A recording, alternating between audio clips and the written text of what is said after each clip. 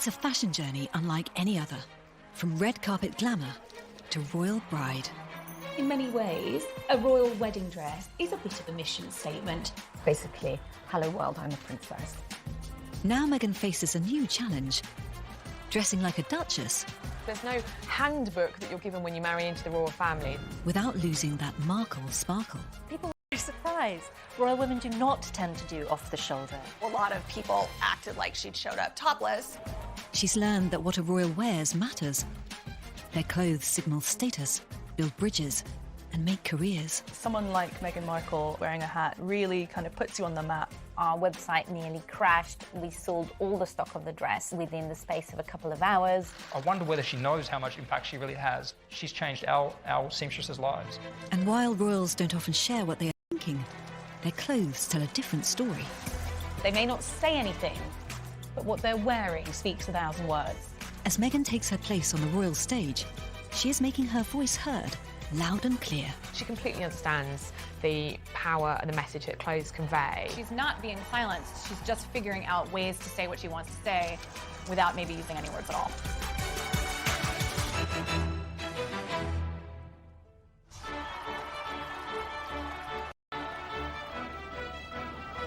Elizabeth and Philip wave their thanks to the happy cheers from below. The most important dress a royal woman will ever wear is her wedding gown. It is an iconic dress, it is a historic dress. That is the dress that defines their royal style. Even today, a lot of women look on their wedding day as their princess moment, particularly focused on this amazing dress. For a royal bride, the stakes are even higher.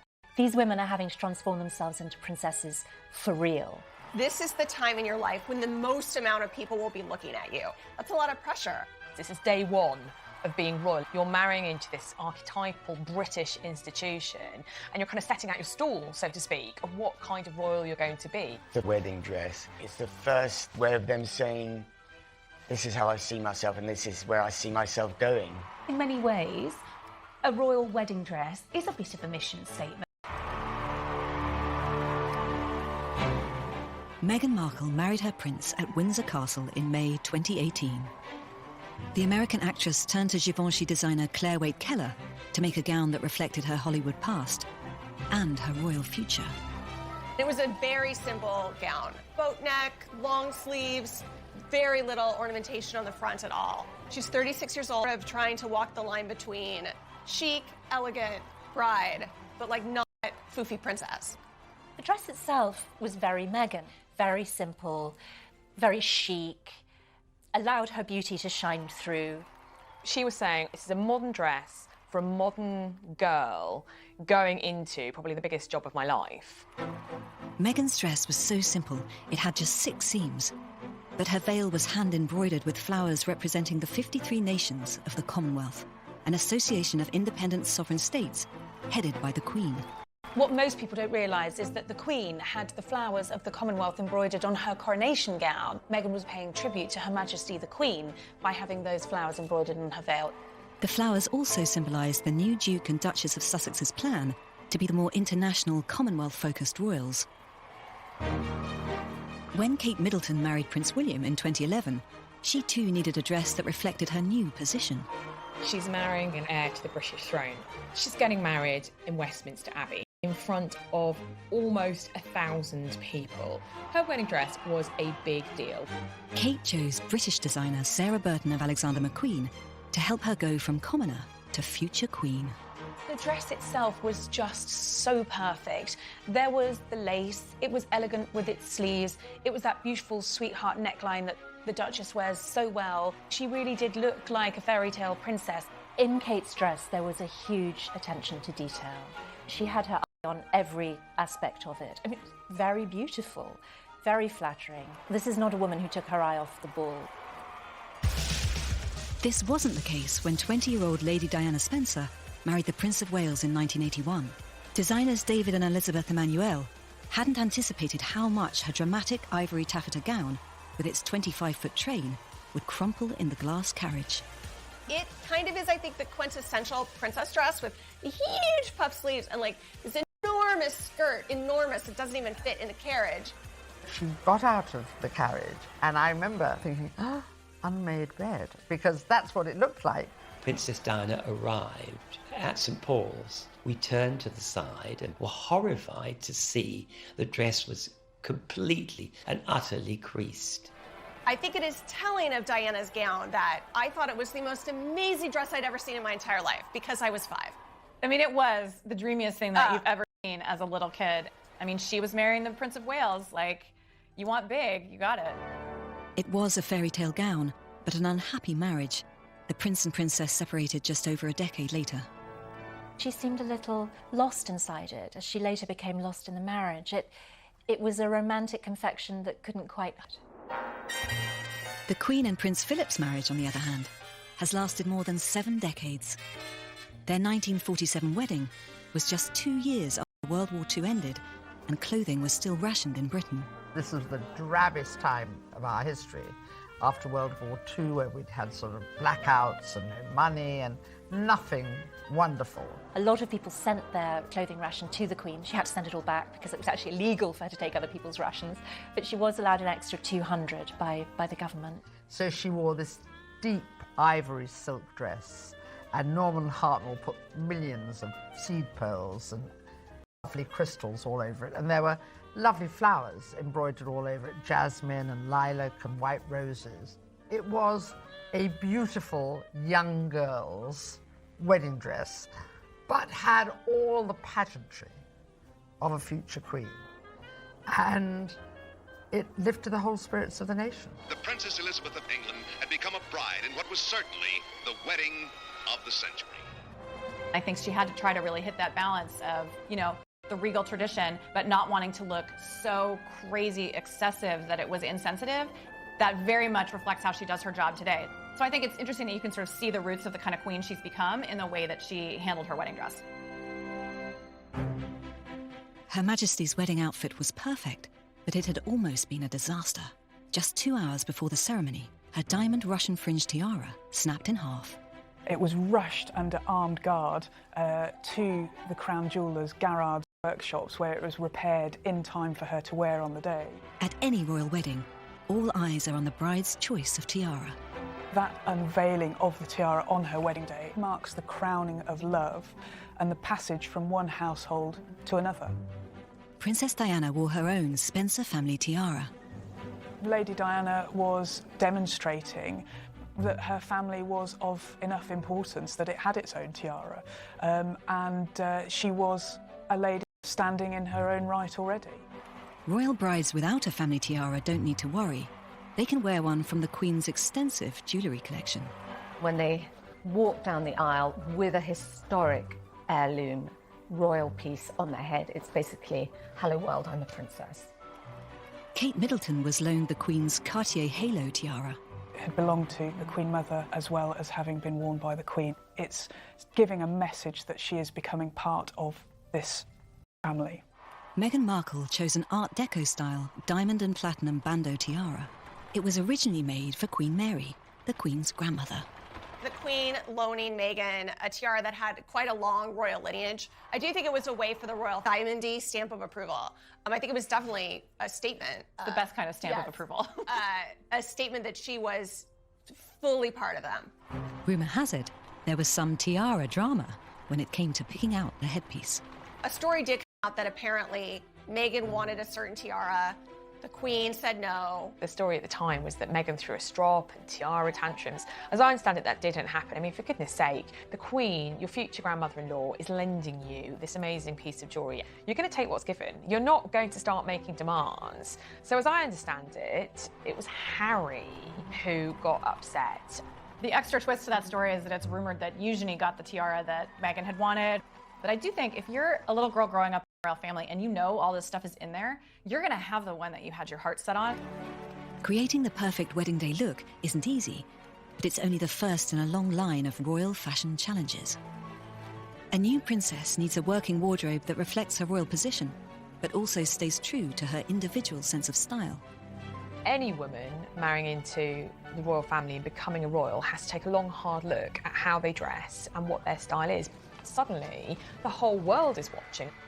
Unlike most royal brides, Meghan was camera ready before she joined the family. Meghan was a celebrity, quite high profile already, and so was already doing red carpet type events before she met Harry. So she wasn't catapulted from ordinary girl next door to princess. She was already out there. She came in as an adult woman in her mid-30s with her own established style, and it was a style that took on a certain public remit as well, given that she was a television star.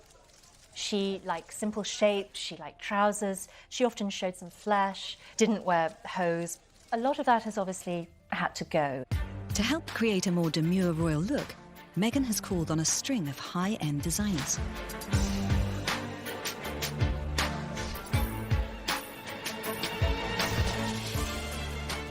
Meghan's approach to royal dressing is very Hollywood. She isn't afraid of throwing money at the situation.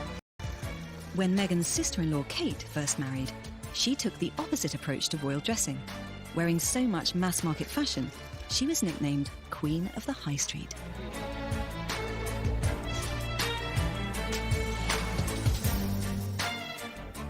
When she first became Duchess of Cambridge, she was wearing a lot of high street, Topshop, Zara, H&M.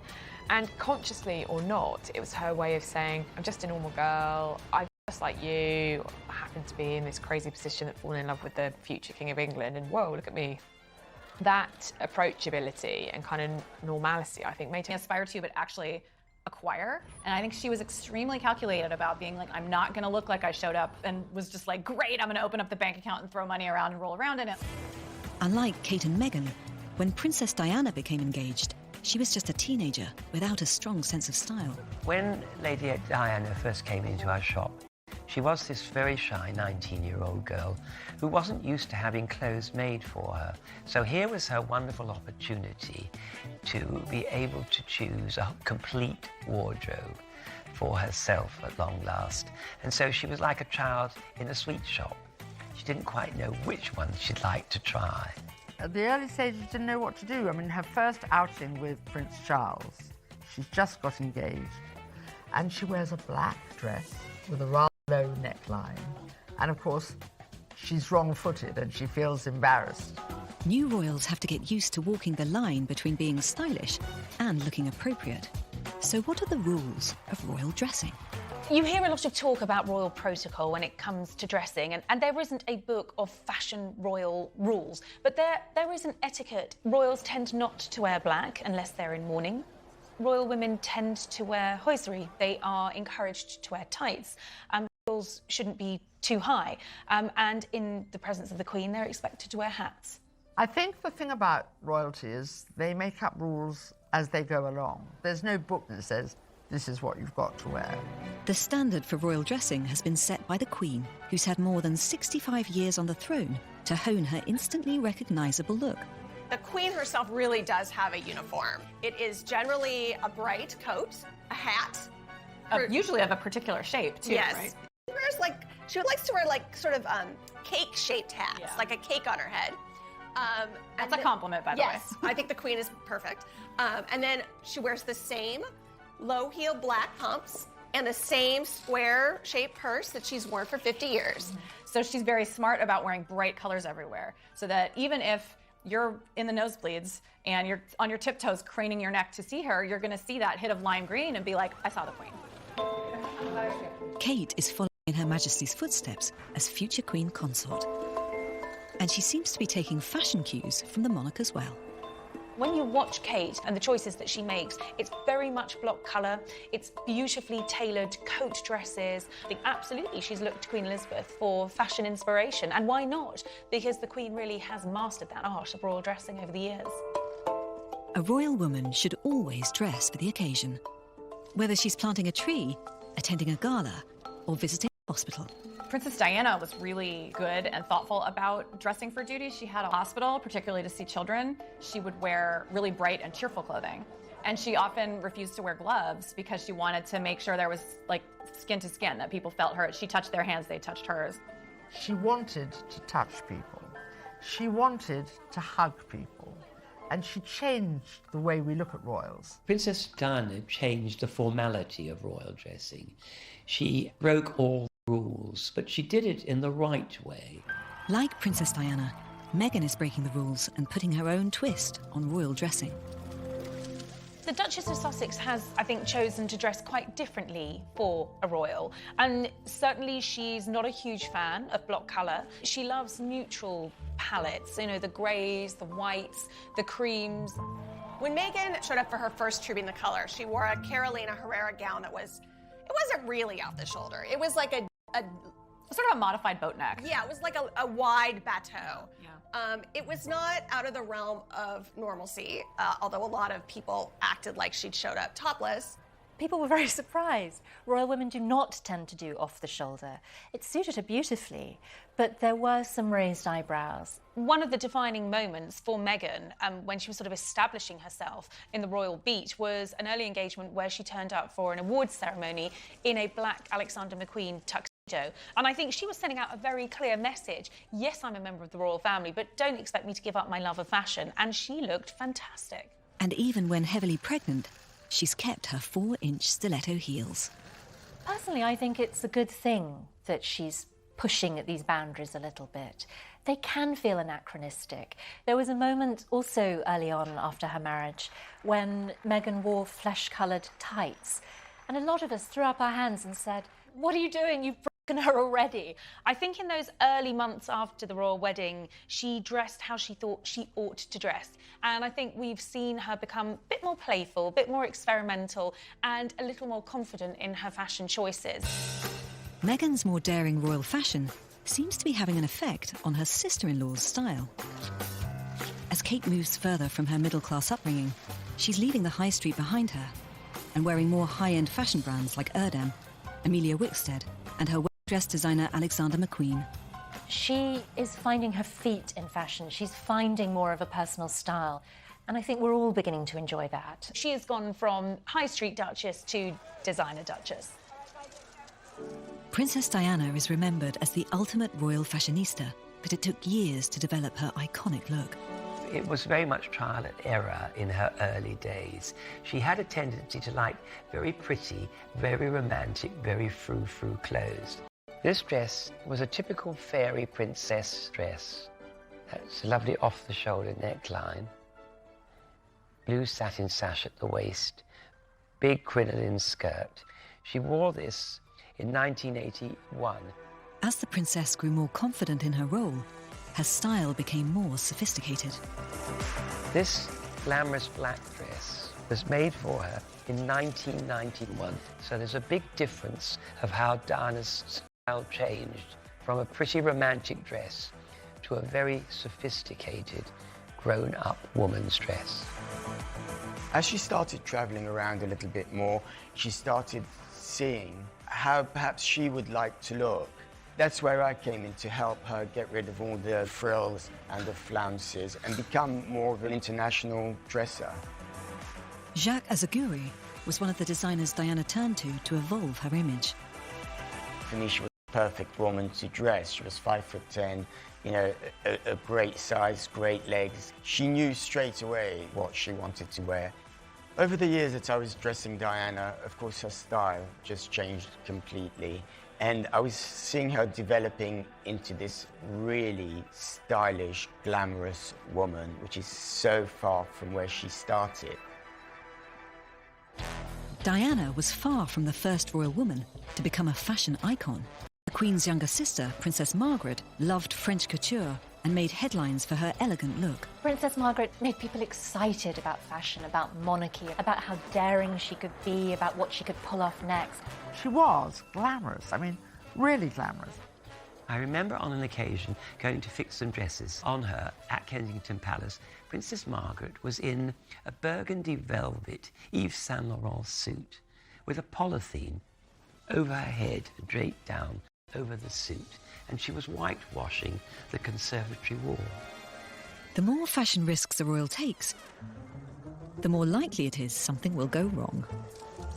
These women do make mistakes at times. Kate famously had her skirt blow up in a Marilyn Monroe moment, and now apparently weights her skirts with curtain weights. Meghan, of course, had her moment where she arrived in Tonga with the label on her self-portrait dress still showing. These are rare mistakes from two style icons, but an earlier Duchess, Sarah Ferguson, had a much harder time figuring out royal dressing.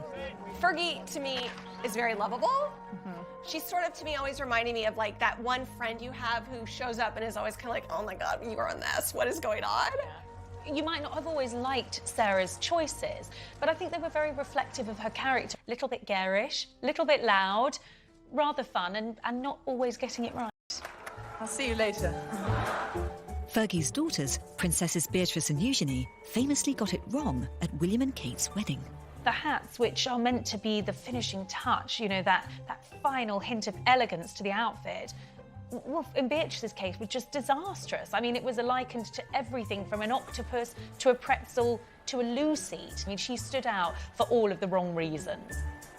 I love those hats. You know, hats off to them for really pushing out the boat. And they were incredibly constructed. I mean, that is Philip Tracy at his best. The impact that those hats had around the world, I mean, was amazing. Choosing the right hat is a fashion challenge that all royal women have to face. Why do royal women wear hats? I bet Meghan Markle must have been asking herself that continuously last year. Up until about the 1950s, it was traditional for women in Britain to cover their hair. Royal women have hung on to this tradition for a bit longer, partly because they have more formal events than the rest of us. Also, it does serve as a kind of, exclamation point on the head to draw the public's attention to them. In a crowd, they're the person you see. Hats are really synonymous with royal women, and I think when you have married in, it must be a bit of a sartorial minefield. I would always say to anyone that's trying hats on for the first time, just really try on lots and lots of hats. I would imagine this was a similar situation for Meghan. You really have to find out what suits your face and suits your body. Meghan selected one of her one Goldings creations for her second royal Christmas at Sandringham. Seeing the Duchess of Sussex wearing my hat on TV at Christmas was amazing. It was the best experience, especially because I shared it with my family, who were all there at Christmas too, obviously, so we were all very excited. Hong Kong Reyes Dewan made her first hat when she was invited to an English wedding. It inspired her to train as a milliner and set up business in London. I would say my customer is a modern woman. So she enjoys fashion, she understands her own style and has a confidence as well. I make my hats by hand, so because it's handcrafted, it's quite labour intensive and time consuming. In terms of business, someone like Meghan Markle, the Duchess of Sussex, wearing a hat really kind of puts you on the map. I've definitely seen an uptick in interest. The only royal who exceeds Meghan's ability to bring attention and sales to the designers she wears is her sister-in-law. Meghan and Kate are massive for the fashion industry. Whatever they wear, it sells out. The Kate effect, well, it's phenomenal. It's possibly the best marketing and advertising vehicle that any brand could ever wish for. I think Kate's approachable, it's feminine, it's got lots of things that make people want to buy the same thing and wear it, and then they feel like, oh, I can have my little piece of the fairy tale. Cécile Renaud's maternity brand Seraphine experienced the Kate effect when the Duchess wore one of their dresses for a photograph with her new baby son, Prince George. So the first time I saw Kate wearing one of our dresses in public was an amazing moment. Our website nearly crashed. We sold all the stock of the dress within the space of a couple of hours. This is 5 years ago, and that dress today remains one of our best-selling models. Seraphine's stylish maternity clothes have become one of Kate's go-to pregnancy options. For a brand to be worn by Kate, it's amazing endorsement, and it's really a springboard for the brand to get known internationally. Obviously, it immediately gets a lot of media attention and gets seen in newspapers, in the media. This royal blue dress is really famous as Kate wore it during her third pregnancy, during the first official engagement with Meghan. So obviously it made a lot of headlines. They were called the Fabulous Four. That dress absolutely experienced the Kate effect. It's definitely now one of our new iconic styles. Every collection we create a capsule which we call the Kate, collection, and we really think about her style, if it would suit her. She's a little bit of a muse for our fashion brand. It's not just Kate and Meghan who support British fashion. Camilla, the Duchess of Cornwall, attended London Fashion Week in February 2019, and the Queen herself was the previous year. But it's the younger royals whose every outfit change is followed by fans across the globe. There are people in the world who sort of follow Kate and Meghan and their wardrobe the way other people follow sports teams. There's all these bloggers who identify what the women wear and how you too can wear it, either the designer version or on a budget, because who doesn't want to look like Meghan or Kate, because they're both amazingly good-looking and stylish women. Across social media, the hashtags #MirrorMeg and Replicate are used by women around the world to display their Duchess-inspired outfits. Hi, I'm Mallory from Washington, and I'm wearing a dress that Kate Middleton wore during her royal tour to India. Hi, this is Linda from Mexico. Hello, I'm Janelle from Arizona. Hi, I'm Brigitte from Winnipeg, Manitoba. Hi, my name is Jennifer. I'm from Brisbane, Australia, and today I'm wearing an LK Bennett dress which Kate wore on her royal tour here in 2014. Kate's passion for the high street has made it easy for her followers to get their hands on her style, whatever their budget. I'm also wearing a Hobbs Gianna coat, which was worn at a Place to Be event in 2018. Underneath it is a Somerset by Temperley boat dress. I'm wearing a Temperley Odell coat, Todd's Balletto bag in gray, and Jimmy Choo cosmic heels. At consignment stores or using websites. So I got the jacket for $50, I got the skirt for $40, and I got these Michael Kors metallic navy shoes for $25. The total outfit cost itself is just over $1,000, and unfortunately for my husband, I spent way too much money on emulating her fashions. Royal fans might be dropping a lot of cash on their look, but it's nothing compared to the cost of Kate and Meghan's designer outfits. Meghan Markle is reported to have spent quite a lot of money on her look in the year after her engagement. Reports have put it actually at perhaps £1 million. We do want our royal women to look different. We want them to look amazing. We want them to wear designer dresses. We want them to be obtainable, but also unobtainable. On a 2017 trip to Paris, Kate wore a $4,000 Jenny Packham dress and a Chanel coat costing $10,000. And in March 2019, Meghan attended an evening reception in Morocco, wearing a bespoke Dior caftan gown reported to be worth over $100,000. How much a royal wardrobe is worth, what you or I might pay for it, is very different to how much a royal wardrobe actually cost. The palaces are very clear, and they say that all royals pay for their clothes. But what they will never tell us is, do they get them at cost price? What kind of discount do they get? Are the clothes just borrowed? I do think there should be more clear about how that relationship works, because frankly, we really don't know. Meghan and Kate's work wardrobes are paid for by Prince Charles from the income he receives from his royal estates. It was very interesting. In the last royal accounts, there was a clear spike in Prince Charles's expenditure for the Sussexes and the Cambridges, and a lot of people put that down to the huge hike that he was having to pay for both of the Duchess's designer dresses. The Prince of Wales, I'm sure, would argue that it is a very worthwhile investment. We expect our royals to dress beautifully. They are there as ambassadors for the Queen, but for Great Britain, particularly when they're overseas. So we expect them to look the part, and that doesn't come cheap.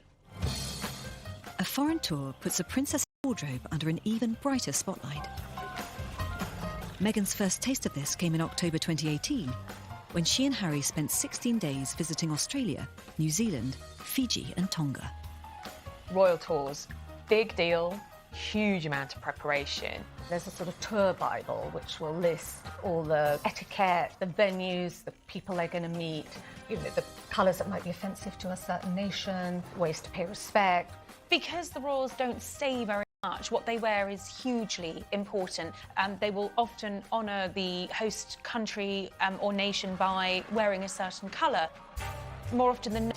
When Kate and William were in Canada, Kate wore a maple leaf brooch that the Queen had previously worn, Camilla had previously worn, and I believe the Queen Mother had also previously worn. So it has quite a long provenance with Canada. And that's kind of a good way for them, through their clothing, to reinforce, hey, we have a long relationship here. We've been friends forever. Mm-hmm.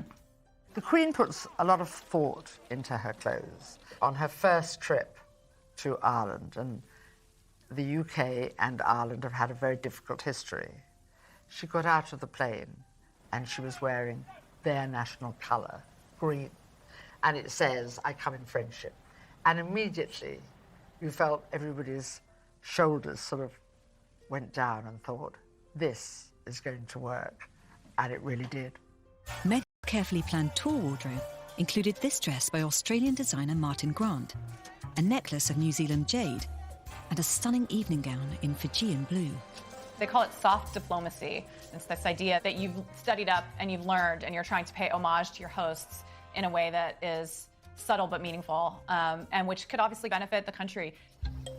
One of the Australian brands that Meghan wore several times on the tour was ethical jeans company Outland Denim. It was a pretty surreal experience, if I'm honest with you. I just landed with some of my colleagues in Cambodia the night before and woke up to look at our phone screens, and they were full of messages. We couldn't really work out what the kerfuffle was, why it was such a big deal, but then we discovered that, Meghan had hopped off a plane wearing our black Harriet jean, which then, within 24 hours, sold out. Meghan wasn't just supporting a local designer. She had chosen a company that shared her passion for improving other women's lives. We employ women in Cambodia from a range of different backgrounds. Women that have been trafficked and sold for sex or labour, have severe disabilities, just vulnerable women. We exist to be able to help them and give them new opportunities, and we created a business model that would be designed to be able to put the power back in their own hands to make the change themselves. Yeah, the impact of the exposure Meghan has been able to give us is huge. It means that we're able to move into new territories that we wouldn't have moved into so soon. It's meant that our business has grown rapidly. I mean, in 48 hours, we saw a 1,000% increase in web traffic in Australia. That then flowed out into other regions. And we were selling jeans with a 6-month wait. I wonder whether she knows how much impact she really has. She's changed our seamstresses' lives. But when you talk about restoring dignity in somebody's life who's come from the most horrible things, to go from that to becoming an expert in denim and then making denim for a princess, I mean, that's unbelievable. That's the story that our seamstresses have. Meghan's interest in supporting women through fashion continued back in Britain with the announcement she would become the royal patron of SmartWorks. They get career coaching to help them ace the interview, and then also they get a restyle with very high-end clothes that have been donated. And for me, this first patronage, SmartWorks, was absolutely ingenious. It harnessed Meghan's passion for fashion with a real kind of social outreach work. When the Duchess went to visit the charity, she actually styled one of the women who was there, who was going for a interview. I think this is a good one, right? And it's a good size for her too.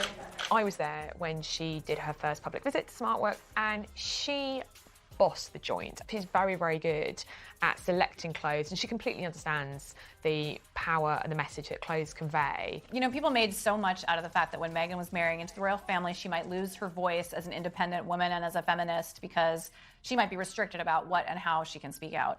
And I think these kinds of situations are an example of the ways that she's finding a way. You know, in addition to being able to give some speeches, she is supporting clothing brands that support women, and she is supporting charities that find ways to support women. Like, she's not being silenced, she's just figuring out ways to say what she wants to say without maybe using any words at all. Royal women throughout history have used their clothes as their voice. And even today, when we have a duchess like Meghan, who has told us that we will be hearing her voice, the clothes do a lot of the talking for them. Even the Queen can't escape scrutiny over her outfits. The year after Britain voted to leave the European Union, Her Majesty opened Parliament wearing a blue and yellow hat. People wondered if she was sending a message about the Brexit referendum. Everybody said, is she wearing a Brexit hat? Is that the flag of Europe, blue and yellow? Could have been, could not have been. Who knows? A lot of people were like, no, it's a coincidence. It's not a coincidence. She does not do anything by accident. No. Of course it looked like that intentionally. I think she absolutely did that on purpose. Mm-hmm. I think when you are in a place where you're not supposed to use your voice, what else can you use? Use your hat. When it comes to using clothes to send a message, there's one royal woman who had it down to an art. Princess Diana famously was a communicator via fashion. She used her clothes to reflect herself emotionally. One of Princess Diana's most notorious incidents of meaningful dressing was the revenge dress. So good. The night that Prince Charles was on TV admitting to adultery with Camilla Parker Bowles, Diana showed up at the Serpentine Gala in a knockout frock. She looked like $3 million. She wore that dress with a deliberate message, quite simply to say to Charles, look what you're missing. Apparently Diana that night had another dress picked out, and it's so easy to imagine her eye falling on that dress and her having a screw you moment as she thinks, I've spent my adult life being top sassy dress, Out comes hot Diana, and she relaunches herself upon the world.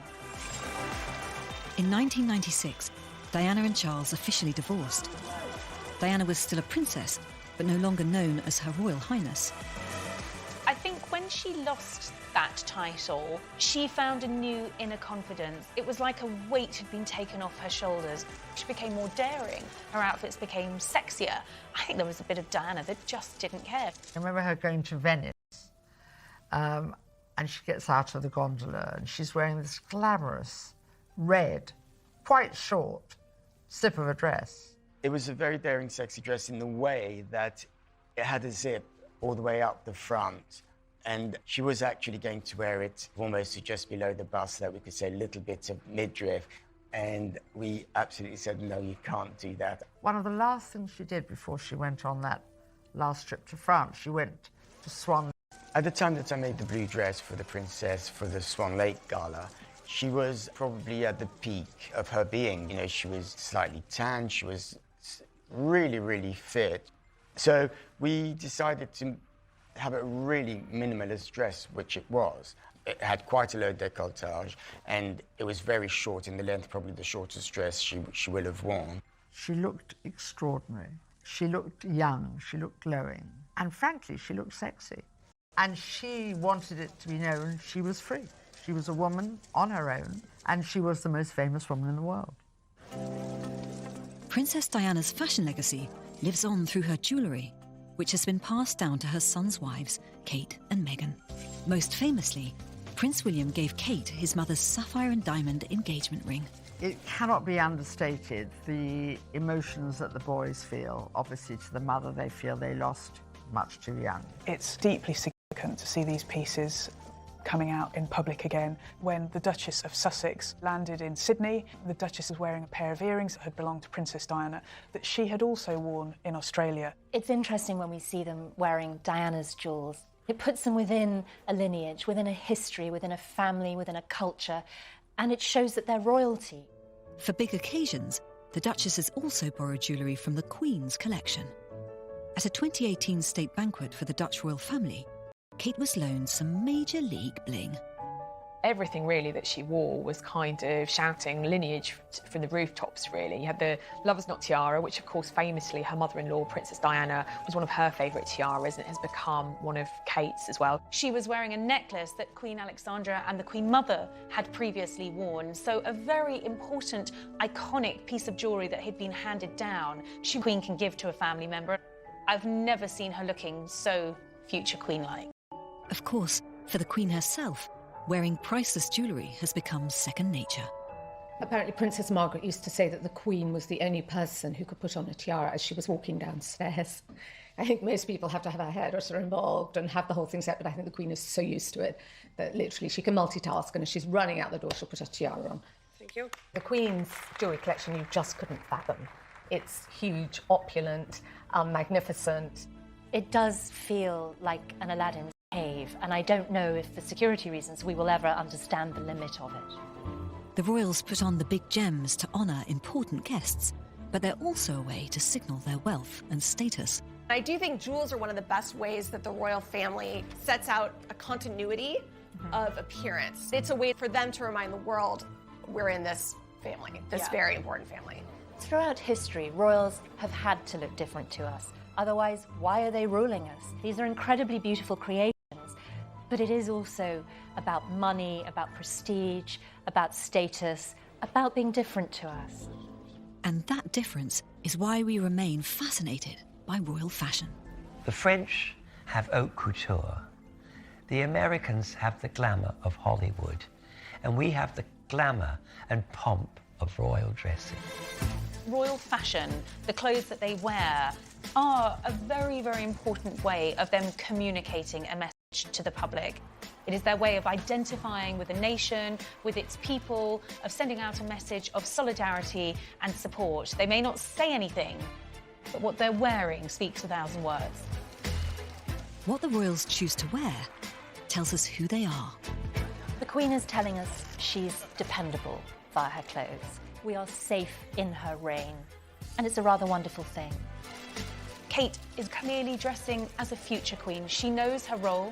She knows what is expected of her, and she dresses for the occasion. So it is Meghan Markle who has the opportunity to push the boundaries and create her own royal style. Meghan's telling us that she's early in her career as a royal, that she brought a career with her, and she's trying to mesh the two. She may be a duchess, but she is still her own woman. She has been trying to hang on to her former self, and it'll be interesting to see in the future if that continues or if she evolves. And that's an evolution the world can't wait to watch.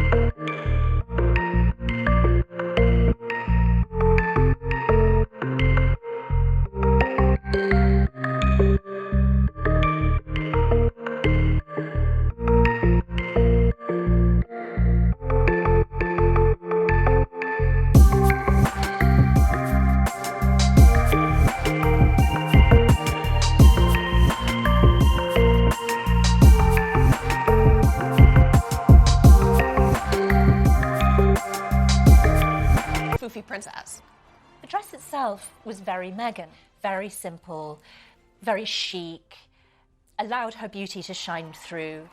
She was saying this is a modern dress for a modern girl going into probably the biggest job of my life. Meghan's dress was so simple, it had just 6 seams.